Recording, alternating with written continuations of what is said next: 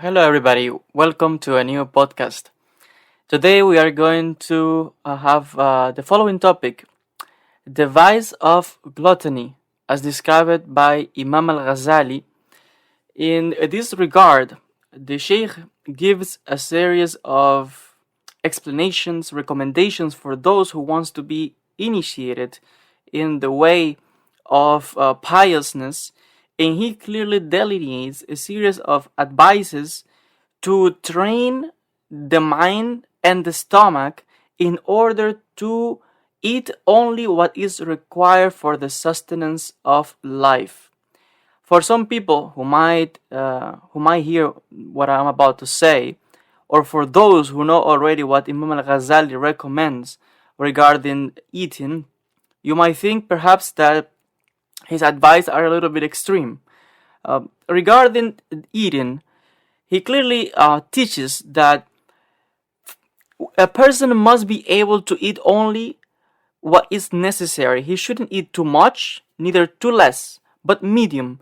And by this, he emphasizes that one should not eat to the point of satisfaction, of satiety, but on the contrary, you should eat up to the point in which you are not hungry, but neither you feel that your stomach is about to explode or really full. The point is that you must leave certain space in which the stomach will be able to move the food. Other more food than they require, according to him, is extravagance. It's not necessary. And he says that in fact damages your health, it makes your limbs heavy, and basically makes you dumb, according to him, because your brain will not function properly. Either on the other side, the lack of food will make you hungry, and then you will be constantly worried and thinking that you have to eat. Therefore, you won't be able to concentrate on spiritual things and important things.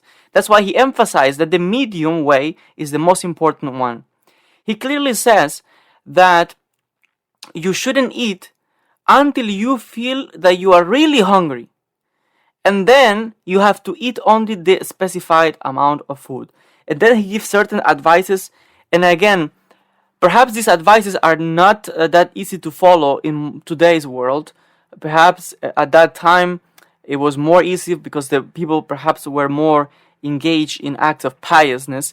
And I will explain why I'm saying these words. This is what Imam Al Ghazali recommends. He says that first of all, some training, if you are not of the close circle of the elect, of the beloved, that's how it's known in Tasawwuf, Sufism, how the followers of this path are known. And as we know, Imam Al Ghazali was the greatest of all sheikhs, and he himself was a Sufi. And in this regard, he says that a person, if you really want to be of this circle of the elite, of the pious, first of all, the highest degree is the person who doesn't take any food for 3 consecutive days, meaning 3 days without eating food. Then the second level is the person who eats every 2 days, and then there's another person who eats once a day. Now, like I said, for some people in today's world, in which we are used to have breakfast, lunch, dinner, and then also eat in between, and all the kind of foods, excesses, and all that, probably Imam Al Ghazali will be shocked in today's world how people eat too much. That's why in this pattern that he is describing, he even says if you have to eat every day, only once a day, which is for some people really nearly impossible. Now imagine without food for 3 days, which is the highest state, the highest level. And not only that, eating only when you are really, really hungry. And then when you have to eat, according to his advice, first of all, the person of the highest level should eat less than 10 mouthful amounts of food. No more than 10, let's say you have a plate in front of you. If you take your spoon or your fork, no more than 10 times you should be able to eat. Then there's the second degree is the person who needs to eat to get full. And then there's a person who needs to eat up to more than full. And of course there are stages, and that's why he gives or describe categories of people of the highest level. And that's why then he also enumerates the food, because he says it's not only about the food, it must be the quality of the food. It must be halal food. Under no circumstances Imam Al Ghazali recommends that a person should eat unlawful food. Perhaps like for some persons, they say, oh, if your life is in danger, you're about to die, then okay, you can eat something to save your life. Imam Al Ghazali is so extreme that he's saying, under no circumstances you could eat unlawful food, because a food that is not halal, according to him, damages the soul, the intellect.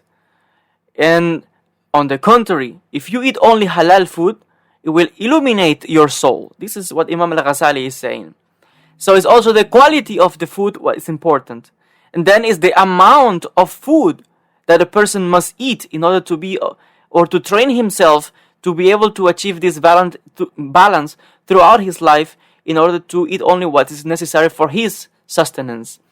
And of course, it's not that easy to train yourself in this way. According to him, only the prophets or the pious are the ones who know what's the right amount of food. Other people, the common people, just need to train themselves with this kind of abstinence, because it also helps in certain ways. If you eat only what is necessary, if you don't eat too much, then you restrain yourself from falling into the sin of gluttony. People who eat basically like animals. You see some people how they eat like without control, and then of course this kind of vices, without restriction, without any limits, could give open the door to other kind of sins, because you basically, if you don't train yourself to have restrict yourself with what you eat, probably you won't be able to restrict yourself or to hold yourself up when you are facing another kind of sin that could make you transgress against God. That's why if you train yourself with the food that you eat, then you will be able to have the strength to control yourself and don't commit any other sins when they are in front of you. And regarding this also, by the sin of the food or gluttony, which is how it's known, it's important that not only in Islam is condemned, but also in other religions, in other monotheistic religions, is also condemned. Is known as one of the 7 capital sins, has how it was described or established during the Middle Ages. So this is the significance of this. Also, by controlling the amount of food that you eat, according to Imam Al Ghazali, you are imitating the angels, because the angels don't eat food. Therefore, you are increasing your levels of consciousness to such a high degree of spirituality, almost to the point of imitation of angels. Of course, human beings, you have to eat to keep yourself alive. But food is not the end, but only the means in order to sustain life, to worship and to serve God. You didn't came into this world to eat like if you were an animal, non-stop, and without restriction, without character, without models, like without education, like some people eat like if there's something going on. In fact, there's this kind of gluttony. Some people see it as some kind of illness, according to some scholars. And the point is that we didn't came into this world to eat like non-stop. We came here as a test, to perfect ourselves, to perfect our characters, to earn a place back into the abode of God, into paradise. And therefore, food, as other things that God has given us, food is only a mean to sustain life, to keep us alive, but not to spend the life eating. Life should not be spent eating, but eating should be used to sustain life, to serve God.